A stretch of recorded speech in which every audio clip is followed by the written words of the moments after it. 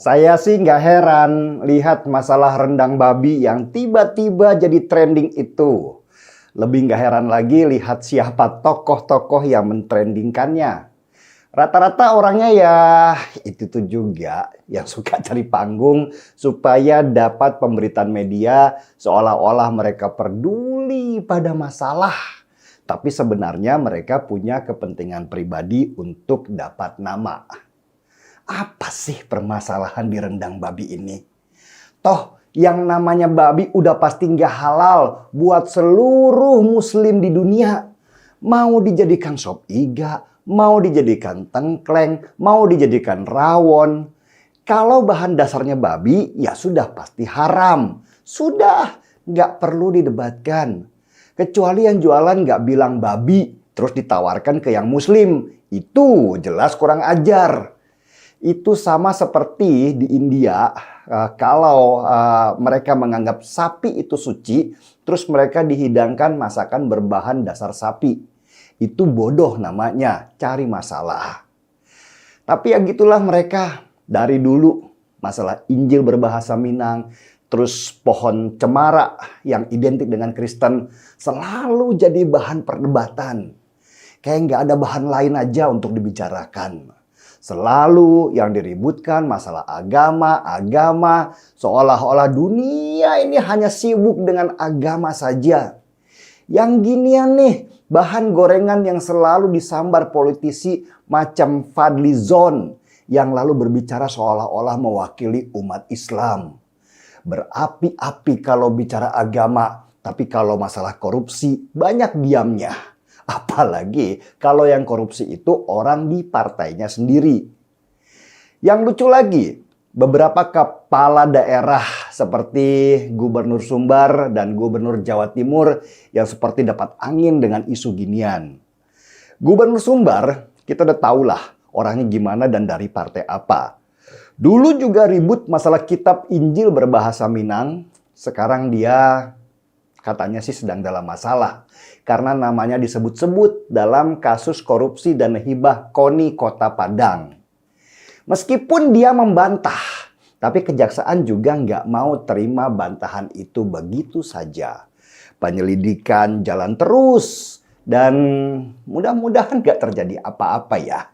Kalau terjadi sesuatu, wah bisa malu banget orangnya. Yang lucu juga itu Gubernur Jawa Timur. Apa kabar Jawa Timur?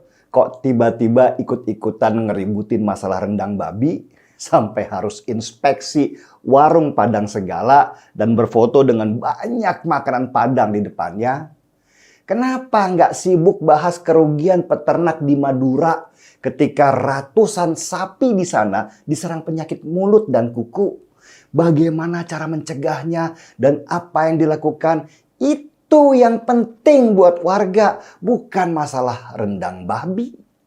Peternak sapi mah nggak peduli sama babi, karena sapi mereka sakit dan potensi kerugian mereka sekarang sedang besar. Tapi begitulah kualitas banyak politikus kita, apalagi mereka yang menjadi, maaf ya, kepala daerah. Ketika nggak ada prestasi yang bisa dibanggakan, mereka akhirnya cari isu-isu remeh tapi populer untuk mengangkat citra. Urusan mereka citra, bukan kerja. Belum banyak yang bisa dibanggakan dari kedua daerah itu dengan skala nasional yang membuat bangga warganya. Mereka pengen cari suara dengan menumpang isu, tapi nggak tahu sudah banyak orang yang muak dengan model pencitraan seperti itu.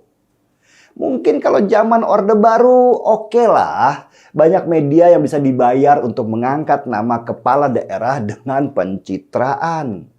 Tapi sekarang zamannya media sosial, di mana orang sudah sadar kalau biasanya pejabat yang suka bangun citra itu kebanyakan nggak bisa kerja.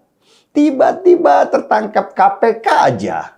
Boya ada prestasi yang dibicarakan di tingkat nasional. Seperti waktu Jokowi jadi wali kota Solo dulu. Berhasil memindahkan ratusan pedagang dengan cara yang unik dan jadi bahan pembicaraan. Agama selalu dipakai para pejabat untuk menutupi kerja mereka yang kurang beres. Malah ada yang menutupi korupsi mereka dengan topeng agama, berlindung di balik sana. Banyak tuh pejabat-pejabat daerah yang topengnya agama tetapi korupsinya ya juga gila-gilaan. Bahkan wali kota Bekasi yang suka pencitraan sebagai sosok religius, kode korupsinya pun religius, pakai bahasa sumbangan masjid. Gila kan? Saya jujur aja selalu curiga dengan pejabat-pejabat yang suka menumpang isu receh, apalagi itu isu agama. Biasanya ada bangkai yang mereka tutupi terus dibungkus dengan citra supaya mereka tampak agamis, supaya dapat pembelaan dari masyarakat. Lah dia agamis kok, nggak mungkin lah mencuri. Udah banyak kejadian, jadi itu bukan barang aneh lagi. Umat Islam sekarang banyak mengalami kemunduran berpikir karena guru-guru agamanya juga cara berpikirnya mundur. Saya tuh kebayang ya di zaman Ibnu Sina, seorang ulama yang juga dikenal jago di ilmu kedokteran, dan Al-Khawarizmi, seorang ulama juga yang disebut sebagai bapak telematika. Lihat, perdebatan mereka pasti tentang ilmu. Mereka sibuk dengan hal-hal besar, penemuan buat banyak manusia, dan tertantang dengan kemajuan di dunia barat. Tapi umat Islam sekarang lebih sibuk ribut tentang babi, tentang salib, tentang cemara. Hal remeh-temeh yang sama sekali nggak ada ilmu di dalamnya. Atau mereka memang nggak punya ilmunya. Cuman sibuk bicara hadis, bicara ayat, tapi nggak gerak kemana-mana.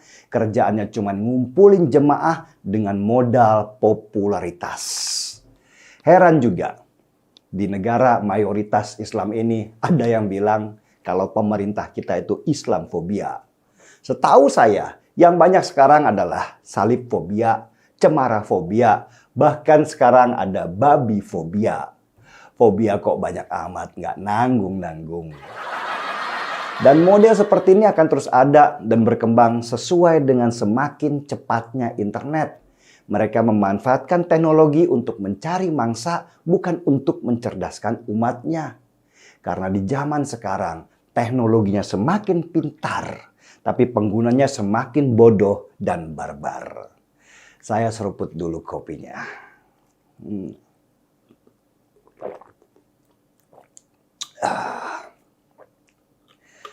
Markidas, mari kita cerdas.